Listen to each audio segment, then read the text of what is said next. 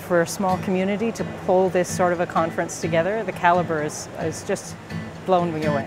A rock in a stream, we live in a painting, the island is shaped by what the wind. It's an amazing achievement in terms of, you know, getting all these world-class people to come here to Nova Scotia. Salt of the earth as the lake at the heart of the island, portrayed by the tune played on your heartstrings.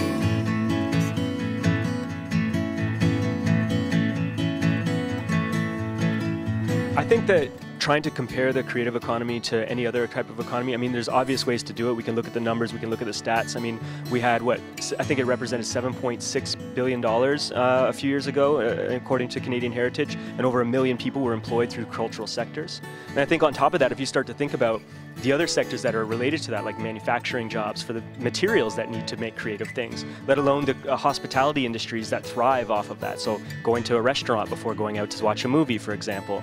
All of these things are kind of like interwoven, and I think that the numbers grow and grow and grow. And I think that the creative economy, the soft economy in general, is one of the most important things to the lifeblood of Canada, especially as things like mines and industries in general start to continue to disappear from our nation and going to other places. I think that we're going to have to look at diversifying our economy, and I think the soft economy is one of the things, and the creative being a part of that is one of the directions that we need to go, just strictly out of survival.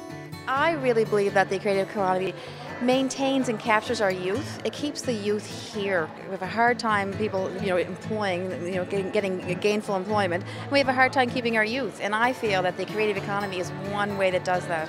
We have a lot to offer, I think, and a lot of kids, it's so sad to see everybody going out west for all these different jobs and all these things like that, when we have the talent and the skills and the people who have a passion for these things here, but we don't have any opportunities for them. If people step back and see that wider picture, I think hopefully there'd be 3 times as much funding to make sure that we're solving some of those problems. Okay, what are we dealing with right now? What are people dependent upon? We're dependent upon our inventions. We're dependent upon our lifestyles as guiding choices, instead of having to be married to the idea that we have to be heavily involved in the industry of hard labor and heavy labor and what have you.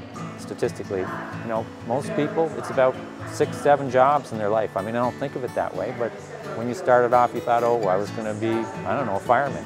But you end up to do something quite different over time. But the arts really are a stepping stone. No, it's a huge difference, but it's like you can start out, like me, I can start off with photo retouching, but then eventually go on to do something completely unrelated, but still related to design and still related to helping people in my own community and people I believe in. We do have the creative island here. We have an environment that is really conducive to creativity here. That is a gift for anybody working in the creative industries of any kind, because there is just simply something here that feeds the creative spirit. I personally don't make any distinction between creativity in something like engineering, creativity in science, or creativity in the visual arts, sculpture,